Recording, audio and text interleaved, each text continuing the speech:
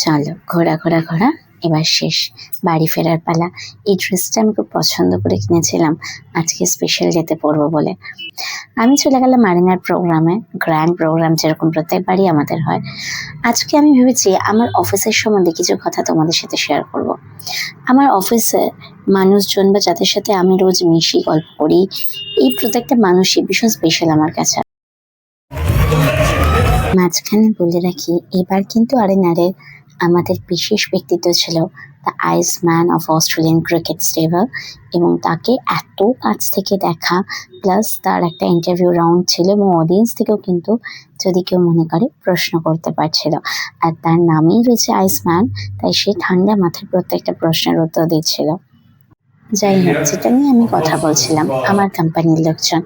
এখানে কিন্তু আমি দিদি, দাদা, কাকু, কাকিমা, জেঠু, জেঠি এরকম একটা ফ্যামিলিয়ার রিলেশন পেয়েছি, এবং আমি সত্যি খুব সৌভাগ্যবতী সেই ব্যাপারে।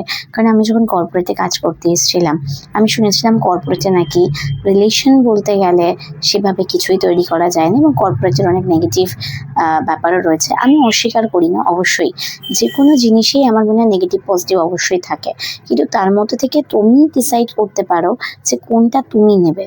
যদি আমি মনে করি আমি নেগেটিভিটি ঘরে বসে ছড়াবো, আমি ছড়াতে পারি, তার জন্য বাইরে যেতে হয় না। আমি এখন জানি না যে ভবিষ্যতে তাদের সাথে আমার সম্পর্ক কেমন হবে, আমি এই কোম্পানিতেই কাজ করবো কিনা, কিন্তু আমি বর্তমানে বলতে পারি সত্যি আমি ভীষণ লাকি এই ব্যাপারে, এবং ভগবানের আশীর্বাদ ছাড়া কিছুই হতো না। ঠাকুর হয়তো সত্যি সহায় আছে, বাবা মার আশীর্বাদ আছে, তাই এত কিছু জিনিসপত্র করতে পারছি, বা এরকম মানুষজন আমার সাথে রয়েছে। গল্প করতে করতে ট্যুরটা শেষ হয়ে গেল, আর বেশ অনেকগুলো জিনিসও কোম্পানি থেকে গিফট পেয়েছিলাম, সেগুলো তোমাদের সাথে শেয়ার করবো। আর এই করতে করতে আজকের ট্যুরটা এখানেই এন্ড করছি।